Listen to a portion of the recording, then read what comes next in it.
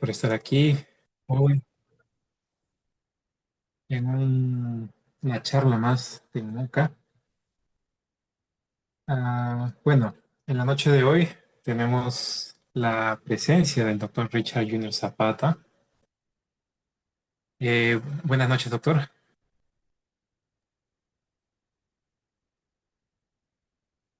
¿Qué tal, Anthony? ¿Cómo estás? Buenas noches. ¿Qué tal, doctor Richard? Muchas gracias por estar aquí, muchas gracias por aceptar la invitación, muchas gracias por su tiempo.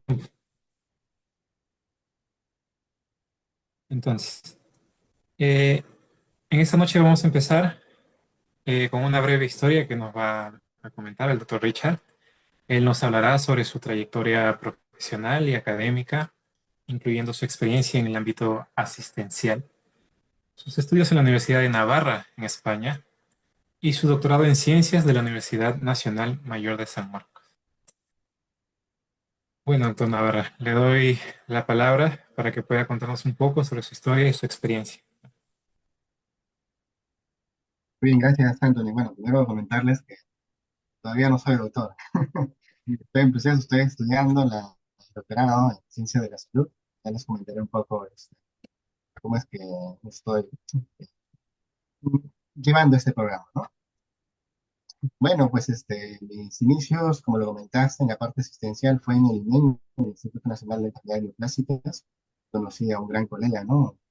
A César Rojas, en el laboratorio de genética, citogenética y biología molecular. Bueno, en principio llegué ahí un poco de casualidad, porque estaba buscando dónde realizar mi tesis de pregrado. Entonces, el laboratorio de citogenética me abrió las puertas. El laboratorio de citogenética, vale la redundancia, donde pude conducir mi trabajo de licenciatura, ¿no? Esta tesis se basó en identificar alteraciones citogenéticas secundarias involucrados en una alteración genética ya muy conocida, que es la translocación 821, involucrado en el cáncer, en una neoplasia hematológica conocida como leucemia mieloide.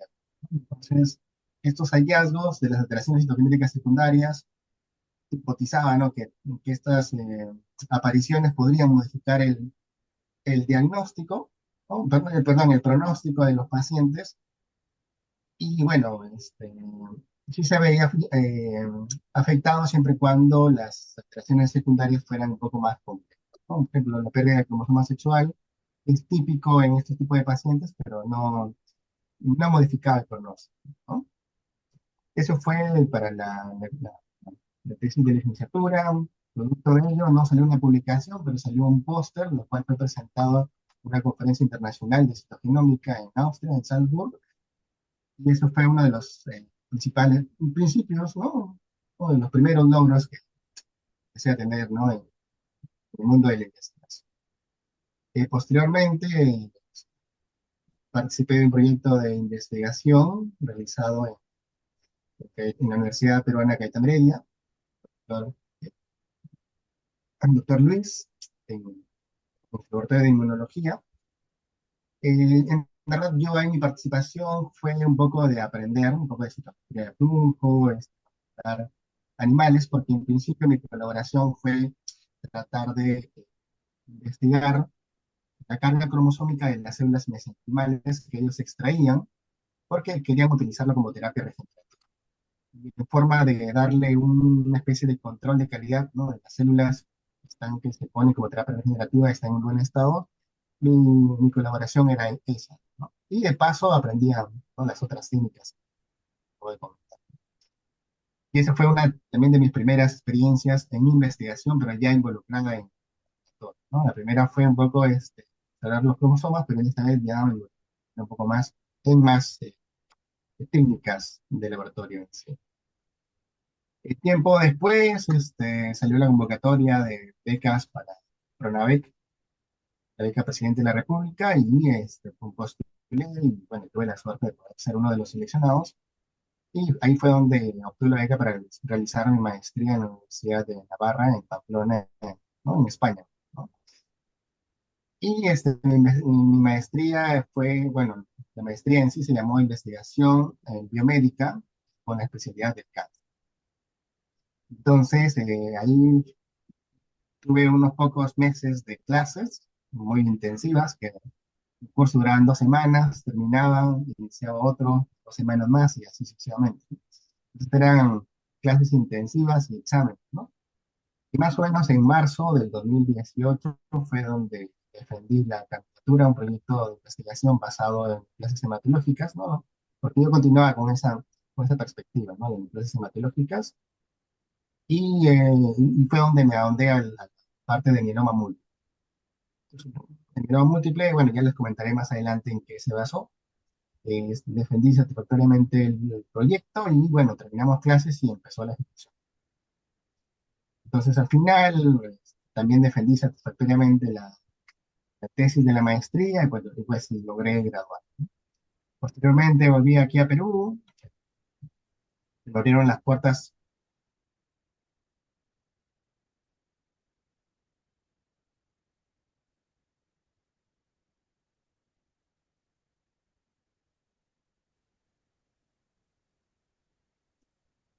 Hola. Hola, hola Richard. Sí, se cortó un momento, te quedaste en cuando regresaste a Perú. Bueno, cuando volví a Perú, se me abrieron las puertas en varias universidades para realizar docencia. Y en una de ellas fue cuando me involucré más porque presentamos un proyecto de investigación, ¿no? Para Fondesit y obtuvimos el fondo, ¿no? De ciencias básicas, que también ya en el transcurso de este conversatorio vemos. Y bueno, pues ya para no aburrirlos,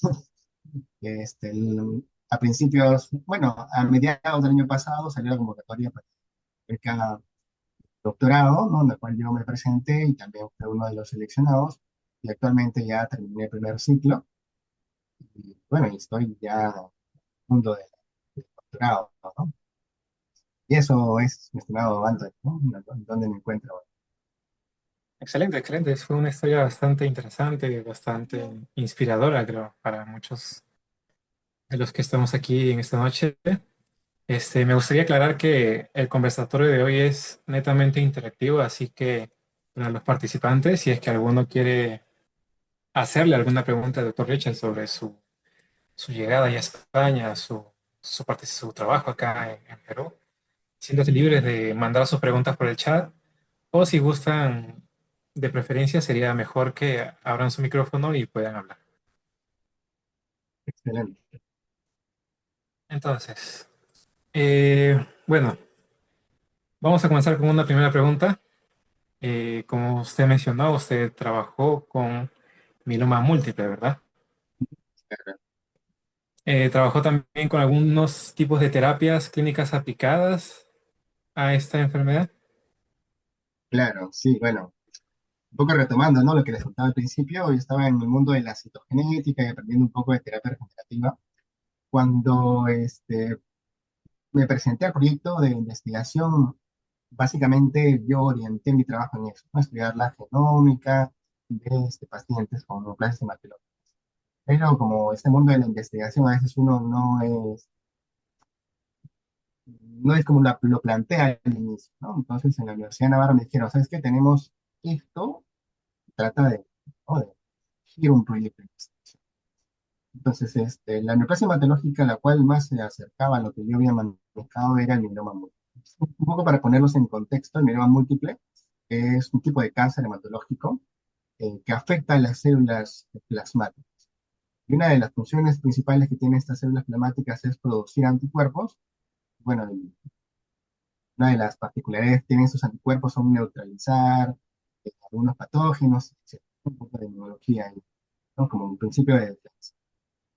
Entonces, un poco la genética del mieloma múltiple es que se ve afectado a un cromosoma, este cromosoma 14, específicamente un gen que se llama IGH, ¿no? Y este gen IGH es el que va a codificar a la cadena pesada del. Un poco recordamos un poco nuestra biología, ¿no? En el momento del ensamblaje, cadena pesada con la cadena ligera es que finalmente van a configurar estructuralmente al anticuerpo, ¿no? Y la función que este va a determinar. En pacientes con mieloma múltiple no va a tener la cadena pesada. Entonces, por más cadena liviana que tengamos, no hay con quién se ensamble, entonces por lo tanto va a perder la función de la proteína, ¿no? Del anticuerpo. ¿de acuerdo? Y bueno, esta mutación la tienen las células. Entonces, un poco de terapia, existe terapia, ¿ok? Y justamente esta patología o esta enfermedad, esta neoplasia, es frecuente en pacientes adultos mayores. Pero aquí el problema es que existe resistencia, ¿no? Y eso se debe a que el mieloma múltiple es heterogenético, ¿no? Tiene un montón de translocaciones, 14, 16, 14, 11, 14, 4, y pues si se dan cuenta todos con el 14, ¿no? Porque en el 14 se encuentra aquí en IGH, ¿no? Entonces, esa heterogeneidad hace que el paciente sea único, ¿no? Y algunas de las terapias en algunos pacientes funcionen y en otros ejerza resistencia. Entonces, un poco mi trabajo fue buscar novedosas terapias, aparte de las que ya existían, eh, tratando de buscar estrategias. Pues, actualmente existen una publicación de Hanahan y Weinberg donde hablan sobre los hallmarks del cáncer. Ellos en el año 2000 trataron de explicar cómo se produce el cáncer y propusieron 6 formas de cómo se proponía o cómo se desarrollaba el cáncer. Por ejemplo, una de ellas estaba la proliferación sostenida, la inhibición de la apoptosis y entre otras más. En el 2011 ampliaron, ¿no? más funciones. Y la última actualización fue en el 2022, ¿no? Que ahora tenemos como 14, me parece, 14 a 16 formas de cómo explicar cómo evade la señalización y genera el desarrollo de la célula neoplasia. Entonces, más o menos, de todas esas rutas, de las que existen ahora, enfoqué en una, ¿no? Que es cómo es posible que las células evadan la apoptosis. Entonces, hay que forzar a que las células se conduzcan a la apoptosis. Entonces, en un principio lo que hicimos fue caracterizar la expresión de las proteínas antiapoptóticas, ¿no? Porque estas son las que están en contra de la apoptosis. Entonces, en este grupo de familia tenemos a la familia BCL2, B-cell lymphoma 2, que significa su nombre extenso, que son proteínas, ¿no? Que secuestran a otras proteínas para que estas no viajen hacia la membrana de mitocondria y ya no se desencadene la apoptosis. Entonces, estos evitaban, ¿no? Que estas proteínas vayan hacia la mitocondria y por tanto la apoptosis estaba inhibida. Entonces, en estos fármacos, básicamente estuvimos probando, eran que inhibieran a estas proteínas que estaban sobreexpresadas. Y encontramos una diversidad, ¿no? Para unas células estaban aumentadas el BSL2, para otras el BCL-XL, para otras el MSL1, entonces no había un común denominador, ¿no? Entonces siempre iba a haber una terapia dirigida. Entonces empezamos a buscar otra estrategia, ¿no? Y hasta actualmente se está utilizando, que es la terapia combinada. Entonces nos preguntamos, ¿qué pasa si combinamos la terapia estándar más los propuestos? De repente reforzamos la acción o potenciamos o sinergizamos y de repente la célula pues, tumoral cae su supervivencia y, entre comillas, estaríamos exterminando las células tumorales, ¿no?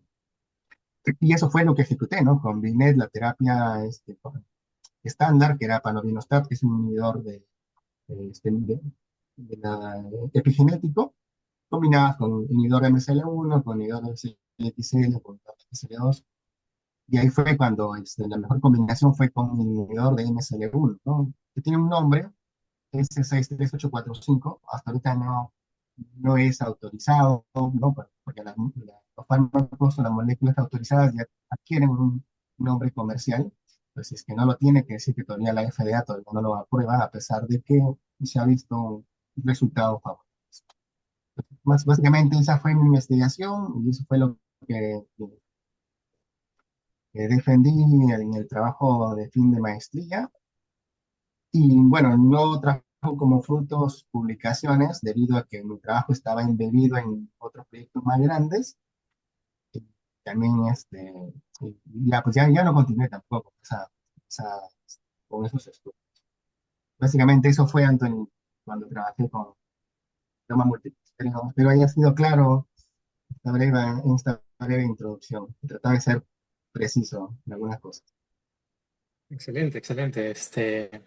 como usted mencionó, la célula cancerígena tiene muchas vías para evadir, ¿no? Los tratamientos clínicos que actualmente se están desarrollando, ¿no? Correcto. Hay una parte ahí muy particular.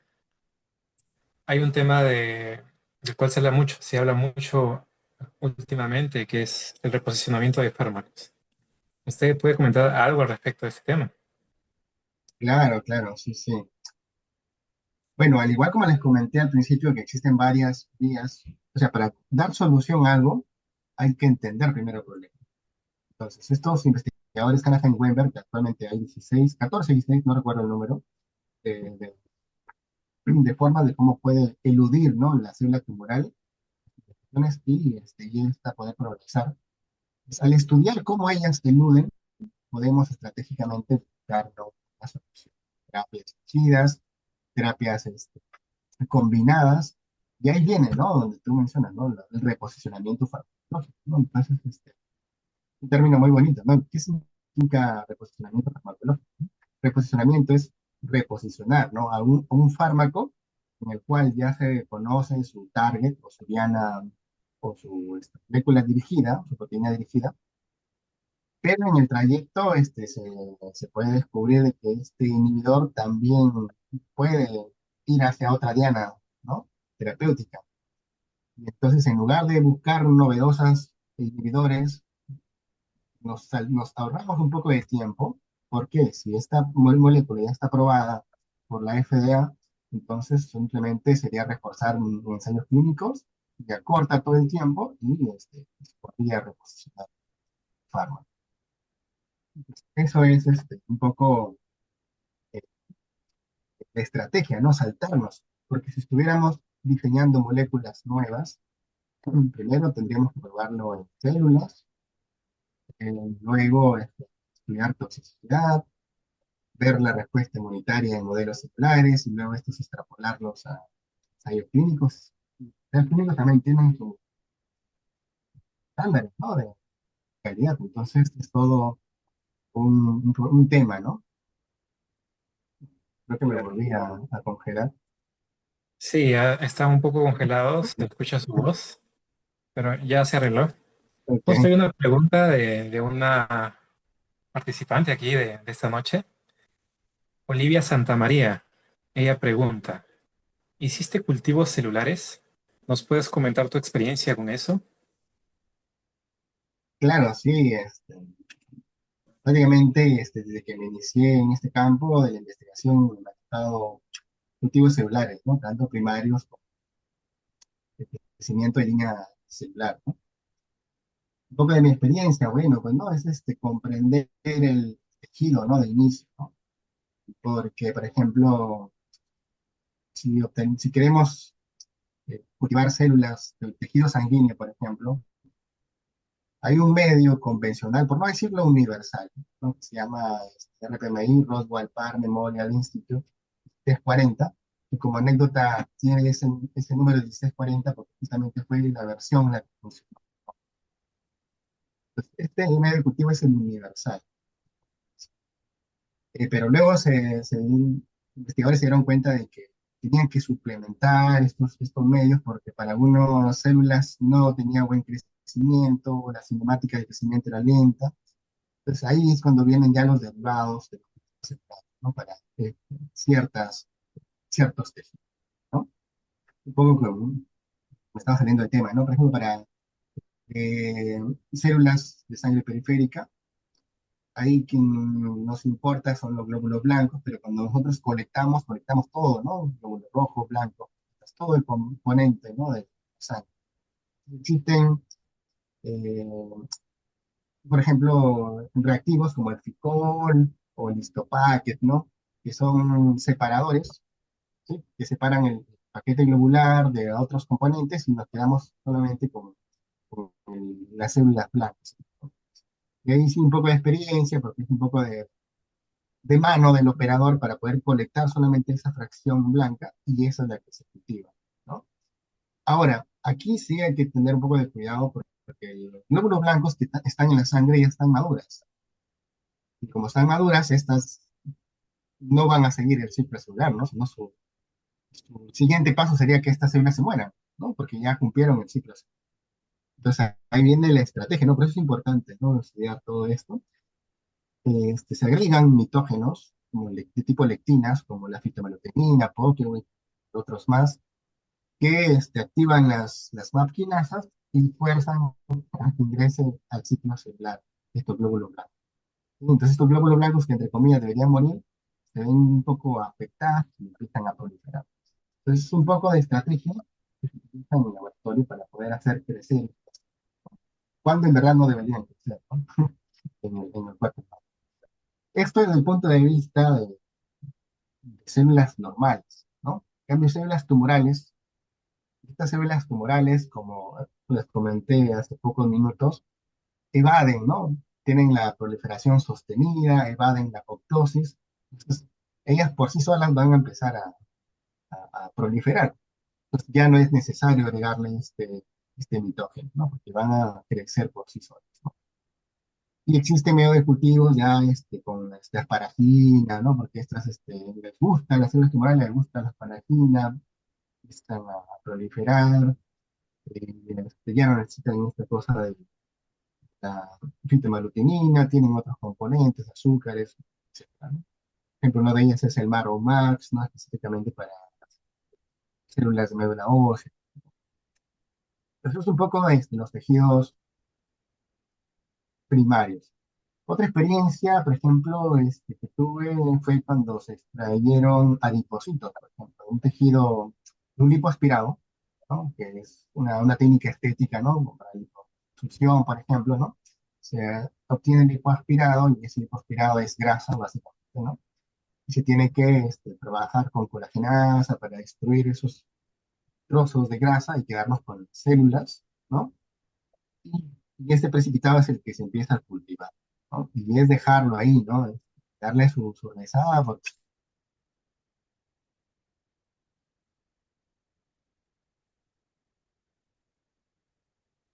Me parece que se congeló tratar de la... cambiarle el lugar de cultivo al siguiente.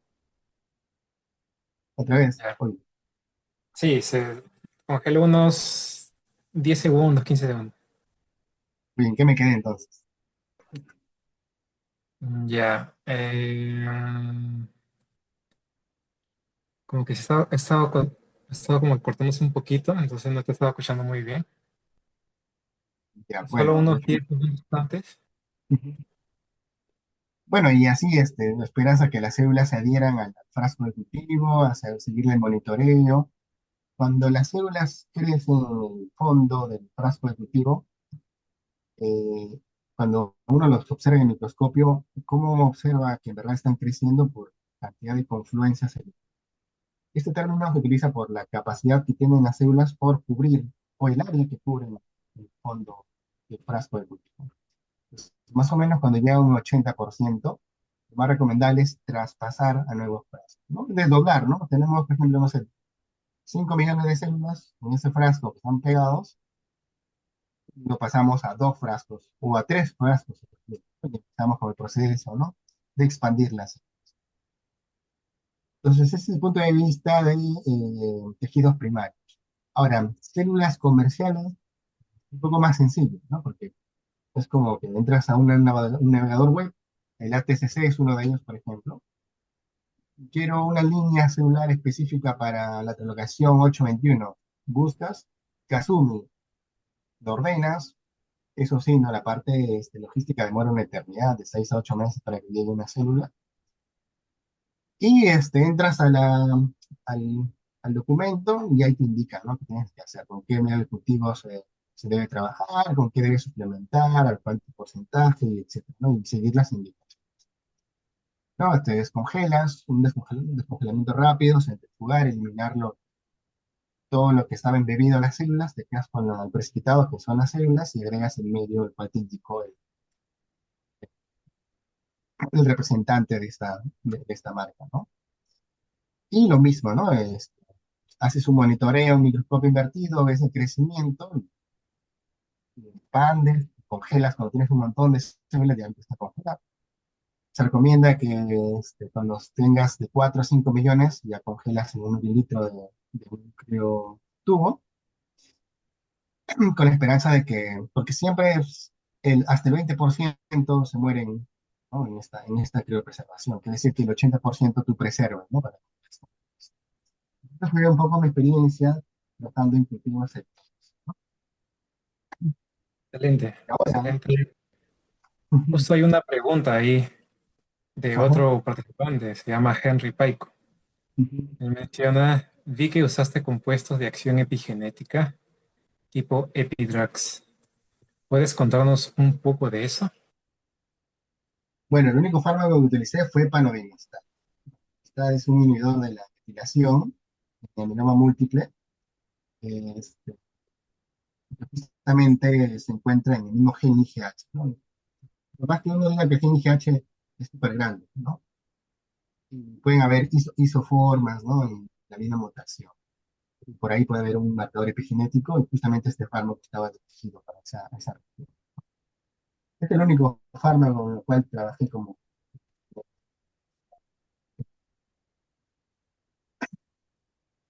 Entonces, eh, ¿podrías contarnos al respecto sobre los nuevos avances que hay sobre algún tipo de terapia clínica aplicada para mieloma múltiple que haya salido ahora en la actualidad?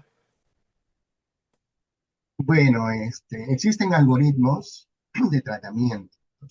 Me refiero a algoritmos, por ejemplo, a pacientes que tienen esta translocación con esta otra mutación, hay que darle bortezomib más lenalidomida, por ejemplo.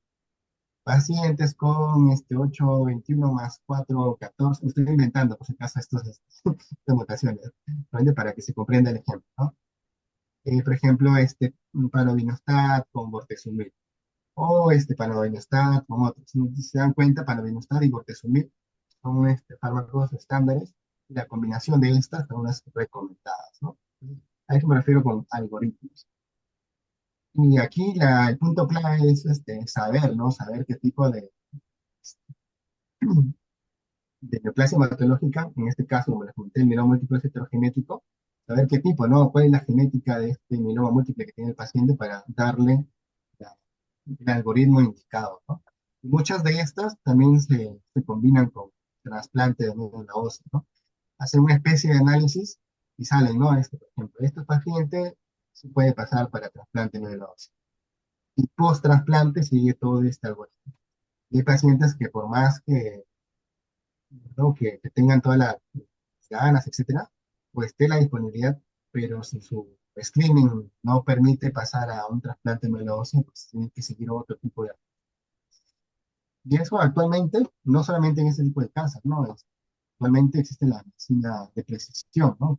Personalizada, ¿no?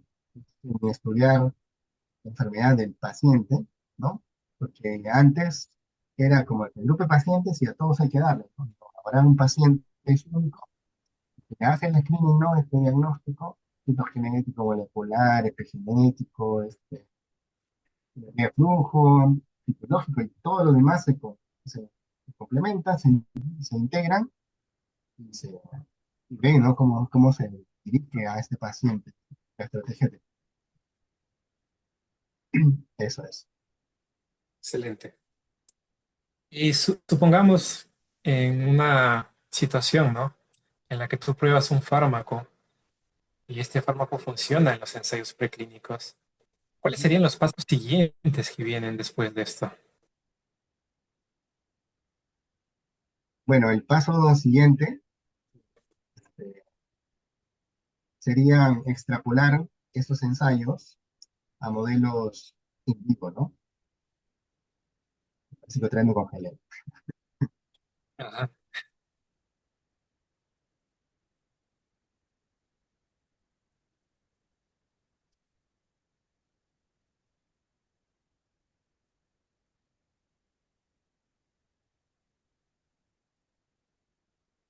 Bueno, les comentaba, ¿no? Una vez que, dio, que funcionó este tipo de ensayos en las células, acuérdense que nosotros estamos estudiando células, pero estamos aislando a las células tumorales de todo el ecosistema, ¿no? Que pueda o el microambiente que puede haber en persona o paciente que es este tipo de neoplasia, ¿no? Bien, nosotros estamos estudiando el comportamiento de las células neoplásicas, pero como únicos. Pero vamos a ver, veamos cómo se comporta, ¿no? La comunicación celular con las células normales. Ahí viene, ¿no? Con modelos biológicos, ¿no? Que ahora, ¿no? Con las tres R's, ¿no? Existen reglamentos para trabajar y experimentar con animales, como el reemplazo, la reducción, ¿no? Se trata de utilizar la menor cantidad de animales. Y si encuentras una estrategia que no daño a los animales, mejor, ¿no? Supongamos que no existe otra estrategia más que los ratoncitos. Pobrecitos ratoncitos son los que finalmente reciben, ¿no? El por seno trasplante en estos modelos tumorales y esperamos, ¿no? A que desarrolle el cuadro neoplásico. Una vez que desarrolla el cuadro neoplásico, el ratoncito, ahí es cuando se da las dosis de los fármacos y esperamos, ¿no? Cómo es el comportamiento. Existen varios outputs de medición, ¿no? Por ejemplo, mides el tamaño del tumor, ¿no? Con tratamiento. Obviamente, ¿no? Haces tu diseño bien bonito, ¿no? El control, el experimental, el que recibe tratamiento, el que no recibe, etcétera, ¿no? Entonces, para que tú puedas comparar luego cómo se comporta el tumor. Se reduce su tamaño, se mejora, ¿no? Aumenta. También se evalúa sobrevida del ratoncito, ¿no? En meses, semanas, ¿no? Depende del diseño. Y también se estudia el comportamiento inmunológico, ¿no? En el hígado, cómo se comporta, cómo se comportó el fármaco, ¿no? Si dañó, si hizo daño en algunas células, ¿no? Del hígado, del páncreas o vaso, ¿no? Y también se estudian las células que cumplen función inmunitaria, ¿no? Y cuando se estudia todo este screening en los modelos experimentales, recién, ¿no? Se pasa al siguiente nivel, que es en pacientes, ¿no? Y luego ya viene el estudio randomizado, ¿no? Que ahí no me quiero meter porque no es poco mi campo, pero ya existen otros estándares de estudio para los ensayos clínicos. Excelente. Este, justo hay una pregunta que ha llegado de Olivia. Ella, bueno, escribió aquí, menciona sobre microambiente tumoral. Sabemos que hay heterogéneo, sabemos que es muy heterogéneo. ¿Es posible imitarlo en un cultivo in vitro o hay alguna alternativa adicional? Sí, sí hay forma de imitarlo, pero mientras más imitemos de manera in vitro, eh, el laboratorio debe tener un buen presupuesto. ¿Por qué? Porque estaríamos diciendo de que, bueno, si quiero trabajar de mieloma múltiple, hay que escoger un grupo de células que tengan el mieloma múltiple. Si quiero estudiar el comportamiento inmunitario, tengo que comprar células o adquirir comercialmente células este, macrófagos, por ejemplo, células Row, ¿no? Células dendríticas, células T, si tuvieran, etcétera, ¿no? Voy a tener que comprar varios modelos celulares y hacer co-cultivos, ¿no?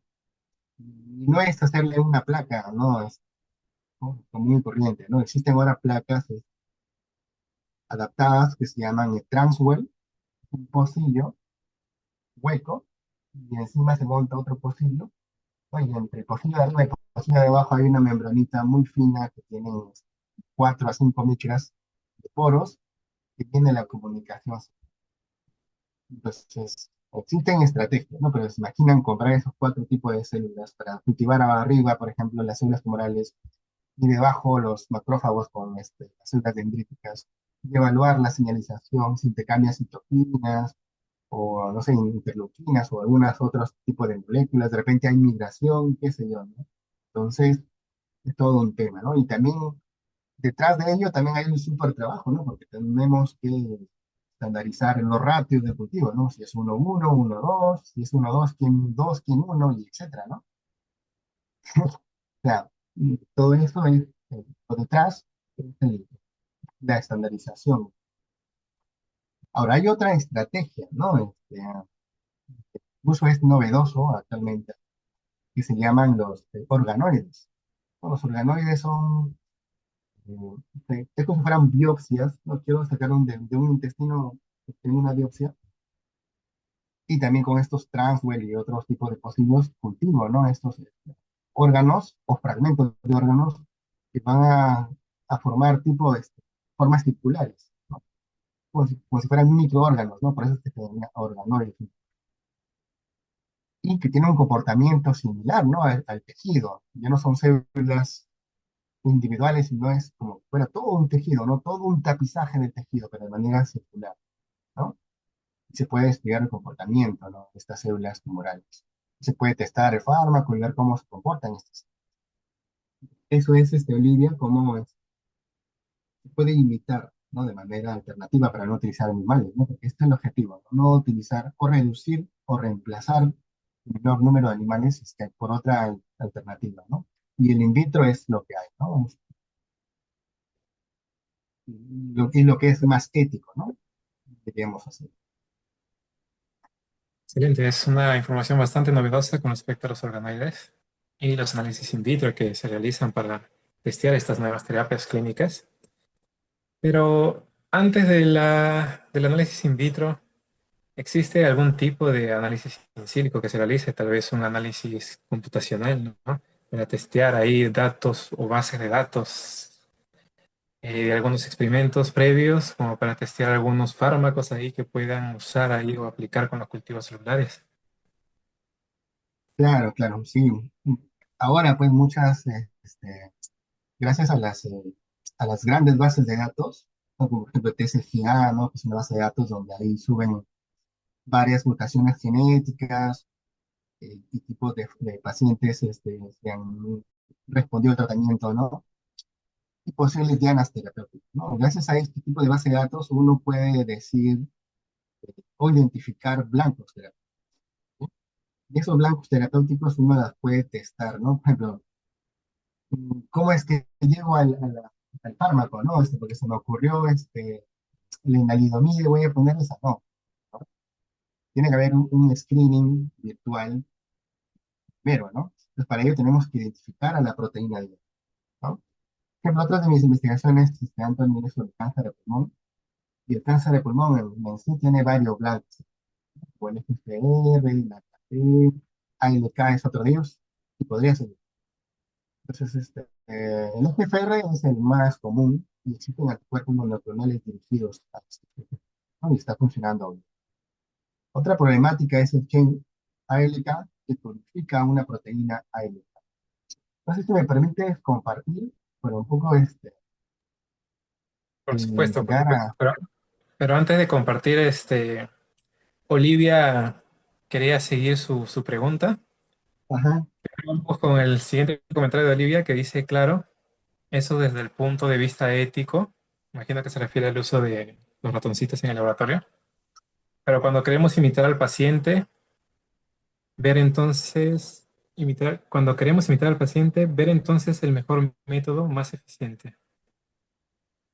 me Y parece de que es un ahí hay, comentario. sí, está un poco confuso el comentario, No, me pero parece que es un comentario, ¿no? ¿No? Está recogiendo ahí. claro, está avaliando lo que Ujú. usted comentó, ¿no? Ahora a poco. Parece que Sarita Dávila quiere hablar.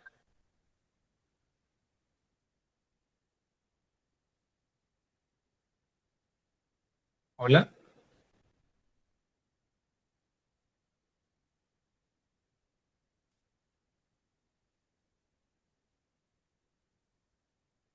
No, creo que no. Entonces, doctor Richard, continuamos con con Listo, voy a la, compartir. con la diapositiva que vas a compartir y de ahí seguimos con la pregunta de César. ¿Sí?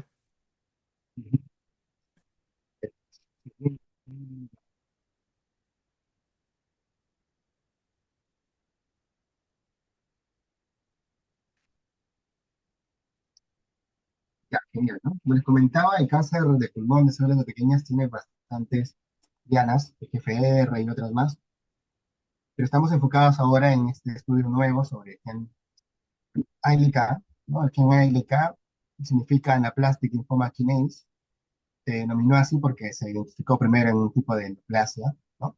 Pero luego se determinó que está involucrada en varios tipos de neoplasias, ¿no? En este caso, como cáncer de pulmón de células pequeñas. Este gen se encuentra ubicado en el cromosoma 2, ¿sí? Justamente aquí en esta región, que viene acá,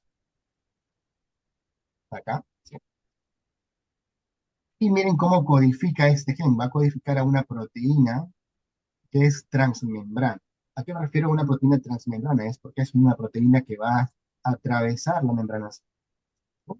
Imagínense aquí el espacio extracelular y aquí el intracelular y esta es la membrana. Se está atravesando la proteína. Se llama una proteína transmembrana. Tiene un dominio extracelular, un dominio transmembrano y un... Aquí se encuentra inactiva, ¿por qué? Porque no hay ningún ligando que pueda activar esta proteína para que se active rutas de sinapsis. En cambio, cuando hay un ligando, ¿ok? Existe una serie de reacciones internas que va a activar a una ruta de señalización. Y para aquellos que estén involucrados en la parte de la biología estructural, este es el complejo proteico, ¿no? Es una molécula que está extraído de AlphaFold, este, los cristales disponibles en PDB solamente cristalizan regiones o porciones de esto, no de manera completa. Esa es una perspectiva global de la...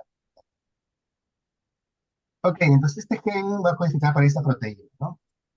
Existió una mutación que se llama inversión, ¿no? Quiere decir que este fragmento se desprende, se invierte y existe un principio molecular que se llama reparación genética, ¿no? Donde busca la forma, ¿no? De unir estas regiones, ¿no? Pero cuando las une al cromosoma, las une de manera invertida, ¿sí?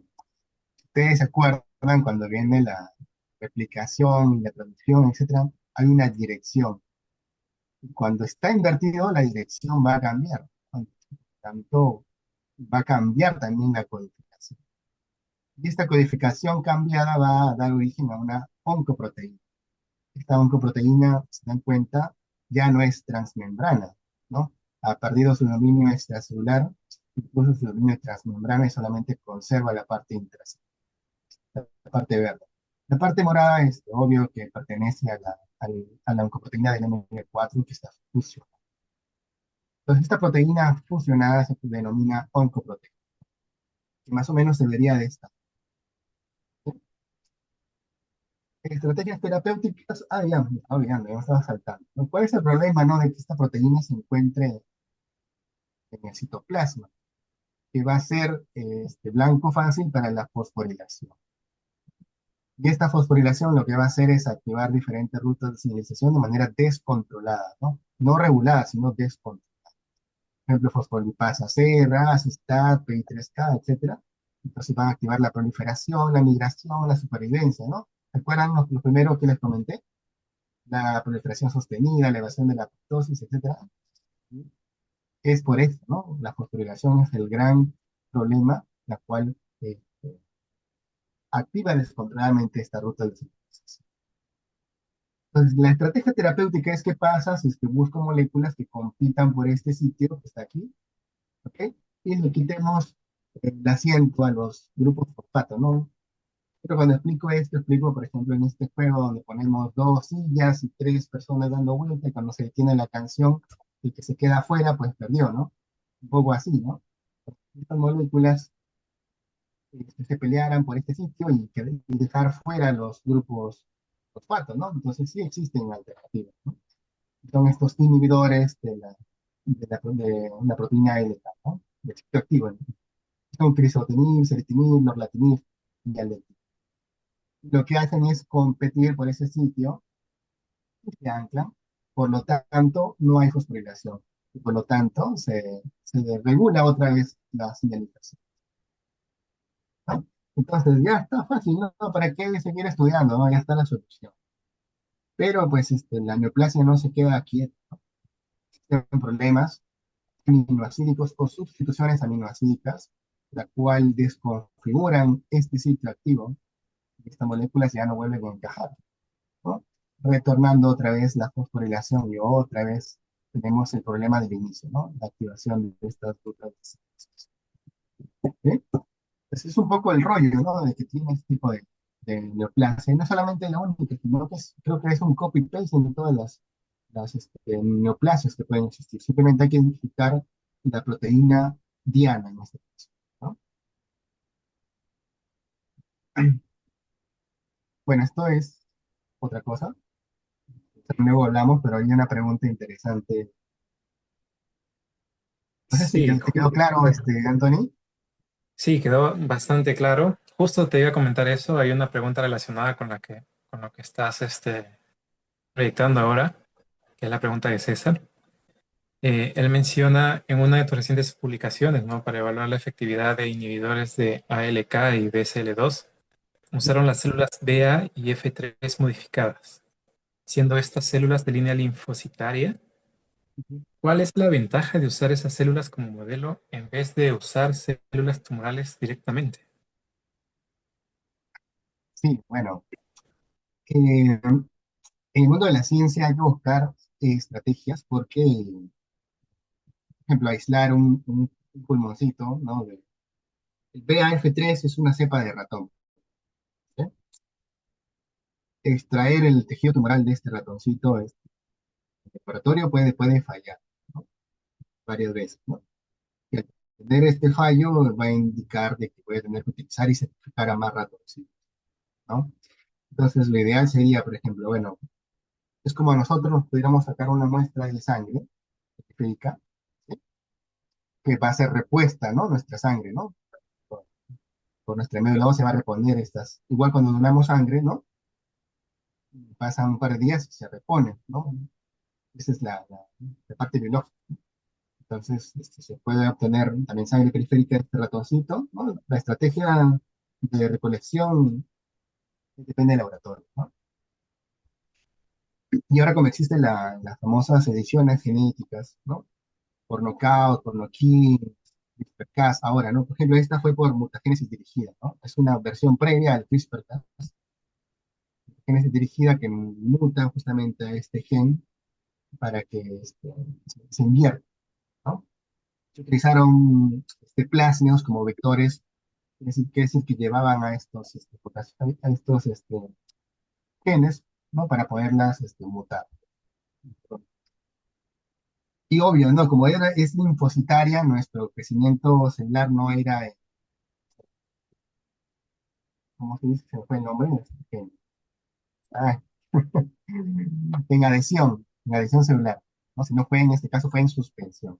Es otra cosa que no mencioné, ¿no? Los cultivos celulares tienen dos tipos de comportamiento, ¿no? Un comportamiento adhesivo, que es el que se van a pegar, porque por su naturaleza es así, pegarse en el fondo del frasco de cultivo, y otras células que, como las células linfocitarias, no se pegan, ¿no? ¿Por qué? Porque en nuestro cuerpo están pegadas de estas células linfocitarias, ¿no? Están en constante circulación. Por lo tanto, en el frasco tampoco se van a pegar. Aquí un poco lo que nos interesaba es que porten la mutación, ¿no? De 4 a LK. Y también mutaciones resistentes, ¿no? Si ustedes leyeran un poco más a fondo mi artículo, ven que no solamente probamos con un tipo de células sensibles, sino con también las resistentes, ¿no? Que tenían estas mutaciones o sustituciones en el dominio tirosina quinasa para poder eh, generar resistencia a estos fármacos. Y aquí lo novedoso es, por ejemplo, aquí te vuelvo a compartir, justamente ahí estaba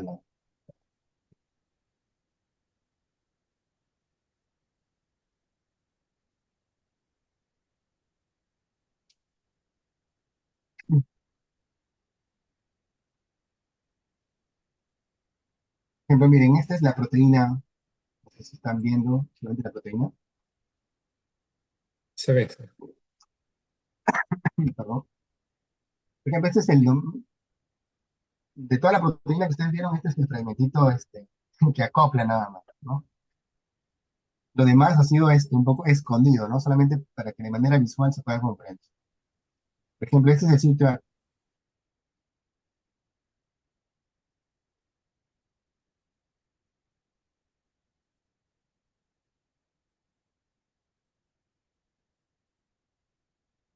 Ok, parece que se congeló de nuevo.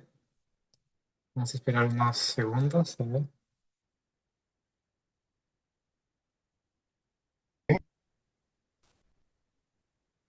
Hola, hola, Richard, ¿me escuchas? Sí, aquí estoy, ¿me escucha? Sí, ahora sí se escucha, se ve bien. ¿Te quedaste cuando mencionaste el sitio activo de la proteína LK? Entonces, este es el sitio activo de la proteína LK. Aquí vemos a los fármacos que es proteína, estretinib y alectinib. Estos fármacos se conocen como control positivo porque se conocen experimentalmente, van a anclar en este sitio activo. ¿Sí? Los números que ven aquí son las energías de unión, ¿no? Que es una especie de una métrica que se utiliza para ver cuán fuerte es la unión hacia el sitio. Y esta molécula BT199 se conoce comercialmente como venetoclax, es un inhibidor selectivo de la proteína BCL2, parte de la apoptosis, ¿sí? Entonces, in vitro vimos de que sí, ¿no? Que sí, ancla, ¿no? Y con una energía que va por ahí, ¿no? Entre un poco de control, ¿no? Entonces, un poco extraño, ¿no? Entonces, esto tenía que ser validado in vitro, ¿no? De manera in vitro. Y cuando se validó de manera in vitro, pues se demostró de que la supervivencia tumoral caía, caía, demostrar este, esta proteína, perdón, que este inhibidor ABT199 o venetoclax sí anclaba en el sitio activo. Un ensayo de la actividad quinasa. Y además, si ustedes leen el artículo, eh, material suplementario, van a ver los blots, ¿no? Los Western blots, también como la fosforilación, un poco se ve unida porque compite, ¿no? Compite por un trabajo súper interesante, súper bonito. Este, está submitido, bueno, está publicado en la revista PLOS. Excelente, doctor Richard. Fue una explicación bastante clara. Me gustaría saber si es que alguien del público tiene alguna pregunta al respecto.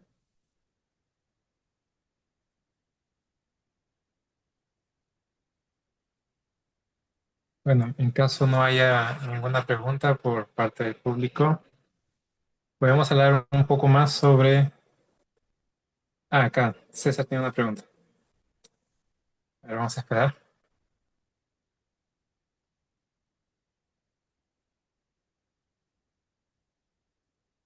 Claro. Por supuesto, César, puede salir abrir el micrófono. Buenas noches, ¿se me escucha? Sí, se escucha. ¿Qué tal? ¿Qué tal, Anthony Richard? ¿Cómo estás? Tanto tiempo. Gracias, Bueno, primero felicidades por toda tu trayectoria, por tu trabajo y gracias por aceptar la invitación el día de hoy. Y yo quería hacerte una pregunta bastante específica respecto al venetoclax y su efectividad sobre la LK. Entonces, entiendo por el trabajo que ustedes hicieron es que usaron el modelo BAF3, ¿no? Que ya explicaste, tiene origen urino, depositario. Lo modificaron para que se parezca o tenga alteraciones moleculares que se encuentran en el pulmón y usaron la droga. ¿Cómo consiguieron diferenciar que el efecto de este venetoclax esté siendo realmente por la alteración en la LK o por su afinidad en la LK y no directamente por su actividad en BCL2? claro, buena pregunta. Sí, eh, se midió un poco también la actividad del BCL2, se midió la actividad del BCL2 también por Westblot y también se pudo realizar la experimentación por terapia combinada. El BCL2 solo, cómo funcionaba, el ALK, el inhibidor del ALK solo, cómo funcionaba, y cuando se combinaban estos dos. Entonces, un poco, ahí sí un poco de diferencia, ¿no? Y justamente este comentario nos hizo el revisor, ¿no? pero el trabajo ya estaba conducido ya al final. Pero igual pudimos sustentar bien esto de la detección de SB2 por la fosforilación. Justamente esta técnica nos sugirió uno de los supervisores, perdón, uno de los revisores. Dijeron, oye, ¿saben que han probado la fosforilación por Western, ¿no? Ah, están demostrando por in silico, ¿no? Bases teóricas y matemáticas de que funciona, pero a ver, pruébamelo de manera, por ensayo de actividad quinasa. Pues, fue un ensayo que tuvimos que hacer y obtuvimos, ¿no? Esta inhibición, ¿no? Quizás se pudo haber potenciado también midiendo la expresión del SB2 solo, ¿no? Pero bueno, no teníamos el. Pero igual, ¿no? Parte de la ciencia, me quedaron unas vidas por seguir, por continuar en esto. Claro, el hecho es el primer paso siempre que se da, cuando se descubre algo. Al comienzo tal vez se da esa primera base sólida para que eso sume nuevos trabajos en adelante. Está muy interesante, el venetoclax es una droga ya utilizada en otros tumores. Sí, en Eh, clase matemática. lo conozco yo más en el área de leucemias que Ujú, en el área de tumores sólidos, y lo cual es genial porque ya como tú hablabas de reposicionamiento de droga, pues ya se conoce toxicidad, se conoce dosis en pacientes, se conoce muchas cosas. ujú. Otra pregunta que te quería hacer ya más específica de la enfermedad, en este caso cáncer de pulmón, esas alteraciones que ustedes han probado que tendrían efecto ahí el venetoclax como inhibidor de la ALK, ¿cuál sería los pacientes objetivo de cáncer de pulmón? ¿Solamente los que tienen esta alteración ALK propiamente o han evaluado otros contextos? Ya, justamente nosotros escogimos 4 modelos, ¿sí? El primer modelo es la mutación ML4LK sola, ¿sí? En la cual crizotinib, un fármaco dirigido, controla la neoplasia, ¿no? Y, bueno, un poco, déjenlo ahí un ratito, un poco para comentarles un poco la trayectoria de los fármacos para non-small cell lung cancer, en ALK.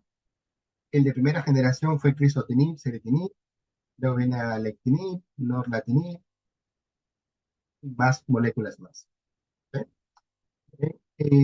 Pero estas moléculas aparecen porque los pacientes ejercen resistencia a los tratamientos de generaciones previas. Entonces, esa es la condición del algoritmo de tratamiento. Entonces, extrapolando esto que ya se conocía, en nuestro diseño de trabajo pusimos los ML4LK. Nosotros lo denominamos wild type porque no tenía otra mutación más que el ML4LK. El C115610, que se denomina C115610 porque en la posición 1156 cambian estos aminoácidos. Luego viene el L1196M y el G1202R, que es la mutación más agresiva, que es resistente, entre comillas, a todos estos fármacos que nosotros hemos usado. Entonces, entre comillas, ¿no? Queremos un poco generalizar más pacientes que tienen resistencia a crizotinib, funciona bien el BSL2, el inhibidor de BSL2 o el venetoclax, en combinación con su estándar, ¿no? Con crizotinib. ¿Qué es resistente a ceritinib? Igual, ¿no? El inhibidor o el ABT199 con su estándar y así sucesivamente. Entonces, un poco la idea es combinar al venetoclax con el fármaco con el cual supuestamente es resistente. Esa sería un poco la conclusión. Realmente que hay que llevarlo todavía a modelos experimentales, ¿no? Ah, genial, bien, Richard. Gracias, felicitaciones, la verdad, por el trabajo. Realmente es una publicación de alto impacto, no es una publicación básica, es una publicación de alto impacto. Y bueno, felicidades, ojalá que siga más, ¿no? Que venga más trabajo. Te dejo ahí Listo. para Justo que estamos siga el trabajando conversatorio. en más mutaciones todavía. No, me imagino, me imagino. El cáncer lo malo del cáncer es que hay muchas alteraciones, muchos patrones genéticos. y, y, y aparecen nuevos, ¿no? Cuando lo comentaba, ¿no? Cuando hay resistencia, la célula tiene esta plasticidad de querer adaptarse y aparecen alteraciones que uno dice dónde salió esto. Y hay mecanismos hasta que aparecen por tercer hit, en fin. Pero justamente la idea es eso, ¿no? Este tipo de investigaciones ayudan a acelerar un poco el proceso de qué se hace con los pacientes, más aún si se trabaja con drogas que ya son conocidas en otros contextos clínicos. Entonces, Claro. una vez más, genial por el trabajo. Esa era mi pregunta, Antonio, gracias. Gracias, César. Muchas gracias, César, por la participación, por la interesante interacción aquí. Me gustaría dejar el micro abierto por si es que alguien más tiene alguna otra pregunta.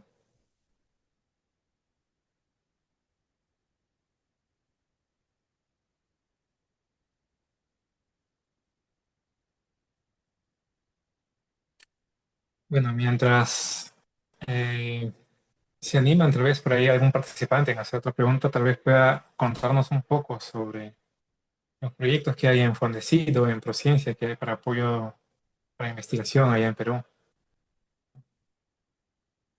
Bueno, sí, Prociencia yo pienso que es una entidad que está potenciando, ¿no? Un poco la investigación. Muchos peruanos tienen grandes ideas de investigación, no se logran concretar por la falta de financiación, ¿no? Y pienso que este tipo de fondos motivan, ¿no?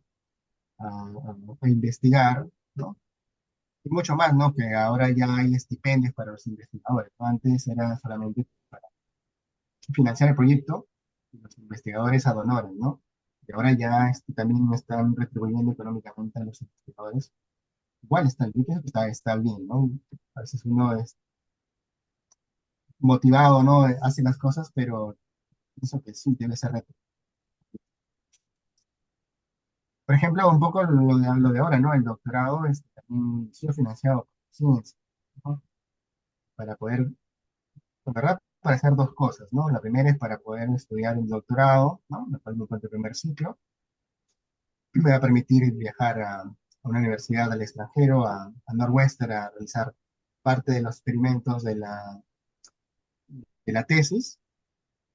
Y también el financiamiento, ¿no? Para comprar los reactivos, ¿no? La parte, todo lo que es logística, ¿no? Que comprenden ese sentido, pienso que esta beca ha sido una muy buena oportunidad, ¿no? Desafortunadamente ha tenido dos versiones nada más, ¿no? Caso, soy la segunda ventanilla. Bueno, esperemos que existan más oportunidades, ¿no? En los próximos años, para que muchos que estén iniciándose en la ciencia puedan tener esa oportunidad, ¿no? De poder concretar los estudios del doctorado, ¿no? Porque en mi caso, cuando vine de España, un poco que pospuse, ¿no? Estudiar un doctorado. Y además me sentía a gusto porque estaba trabajando en la parte de investigación, o sea, tampoco no me sentía tan frustrado en ese sentido, ¿no? Y cuando terminó, justamente dio la suerte, ¿no? De que culminé el proyecto con Fondecil y salió esta oportunidad, otra vez postulé y Claro. estoy dentro, ¿no? Del doctorado. Y eso es bueno, ¿no? Claro, ahora hay muchas oportunidades allá en Perú con decir, con Prociencia. Sería muy bueno incentivar aquí a los participantes, muchos son alumnos, me parece, a que puedan participar de estos fondos, ¿no? Para poder aprovecharlos, poder eh, hacer sus maestrías, sus doctorados, poder capacitarse, poder avanzar como investigadores, ¿no? Eh, bueno, nadie ha realizado ninguna nueva pregunta. Tal vez usted quiera compartir su correo electrónico, su contacto, por si es que algún alumno por ahí quiera contactarlo, no sé. Sí, yo comparto por ahí.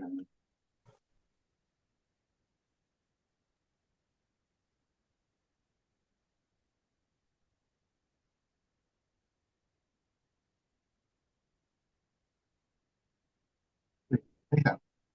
richard.zapatad, y la explicación de San Marcos. Excelente. Muchas gracias, Richard, por habernos acompañado en esta noche, por habernos dado un poco de tu tiempo y haber compartido tu grata experiencia, ¿no? En todo este tiempo como investigador. Eh, Eso es todo por esta noche.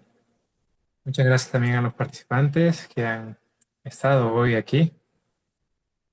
Y antes de retirarnos, me gustaría mencionar que hasta el 22 tenemos una convocatoria para un programa de formación de nuevos científicos que está siendo auspiciada por la Universidad Católica de Santa María junto con el grupo Omics e INMUCA.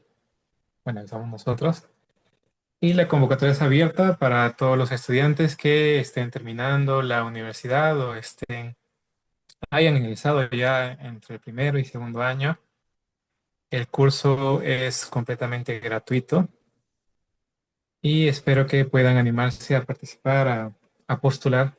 El curso está bajo una evaluación de ciertos criterios que ustedes pueden encontrar ahí en el link. Y bueno, eso es todo por hoy. Muchas gracias por acompañarnos y ya nos estaremos viendo más adelante para futuras colaboraciones, Richard, Muchas y gracias a probablemente con la algunos ponentes. invitación.